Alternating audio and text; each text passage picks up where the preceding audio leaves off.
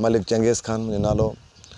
वॾेरे अॼु जेका डिस्कस करूं था वॾेरे सालेमंद ब्रह्माणी जे मुताबिक़ त वॾेरो तमामु हिकिड़ो बहितर इंसान हो, सखी मर्द हो, कमिटमेंट जो पक्को हो, जैसा कमिटमेंट कंदो हो उन सां निभाईंदो हो।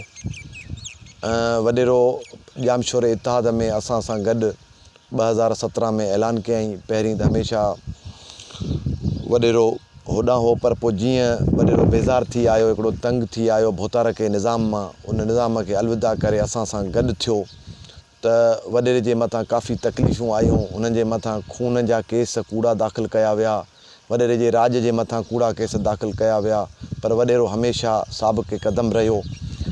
हुन कॾहिं बि पोयां झुकी न ॾिठो। वॾेरो पंहिंजे भाउरनि खे, पंहिंजे राज खे इहो ई चवंदो हो त बसि पंहिंजो हाणे पोयां मोटणु कोन्हे, इंशाअल्लाह अॻियां वधंदासीं। छो जो वॾेरो गुज़िरियल 30-40 साल जेको हुननि सां गॾु रहियो भोतार सां, त का बि बुनियादी सहूलियत वॾेरे जे राज खे न मिली। न उते का हॉस्पिटल ठही, न उते को बहितर स्कूल आहे, न वॾेरे जो तव्हां ॻोठु विया हूंदव त वॾेरे ॻोठ ताईं रोड बि न आहे।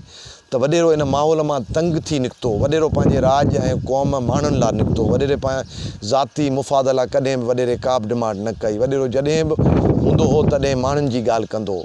त आउं चवां थो त हिकिड़ो बुज़ुर्ग माण्हू, हिकिड़ो जीअं चइजे सखी मर्द, जंहिं पंहिंजी ज़िंदगी, पंहिंजी सॼी हयाती अवाम लाइ वफ़ कई ऐं अवाम जे भलाईअ लाइ। सो अहिड़ा माण्हू घटि पैदा थींदा आहिनि जेके वॾेरे सालेमंद ब्रह्माणी जी का जाइ वालारे सघनि। मूंखे नथो लॻे त वॾेरे जो ख़ाल भरिजी सघे, पर अलाह ताला उन्हनि जे औलाद खे, उन जे भाउरनि खे या सब्र ॾे ऐं वॾेरे जे जेका रस्तो हलण जो आहे उन ते उन्हनि खे तौफ़ीक़ ॾिए त उन रस्ते ते हलनि। जेको महिमान ईंदो हो पहिरीं उनखे मानी खाराईंदो हो, पोइ ख़बरूं पुछंदो हो। त वॾेरो जो लतीफ़ सरकार सां वॾेरे जो तमामु चाह हो। लतीफ़ जा बैत माना कंहिंखे सम्झाईंदो हो त लतीफ़ जो बैत चई पोइ सम्झाईंदो हो। त वॾेरे हिकिड़ो ॿिया वॾेरा हूंदा आहिनि पंहिंजे तबियत वारा, पर हिन वॾेरो सखी मर्द हो। कॾहिं बि केरु हिन जे ओताक खां ख़ाली कोन वियो।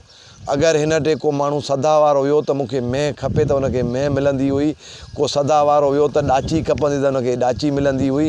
ऐं तव्हां वेंदा हूं त हमेशह हुन जे ओताक ते 20-25-40 माण्हू मौजूदु हूंदा जेके वॾेरे खां ख़ैरात वठणु ईंदा हूंदा। त लाज़मी हू माण्हू हिकिड़ो सखी मर्द हो, बहितर इंसान हो। अलाह ताला उनखे जन्नत फिरदौस में जॻह ॾे। असांजूं दुआऊं हुन सां गॾु।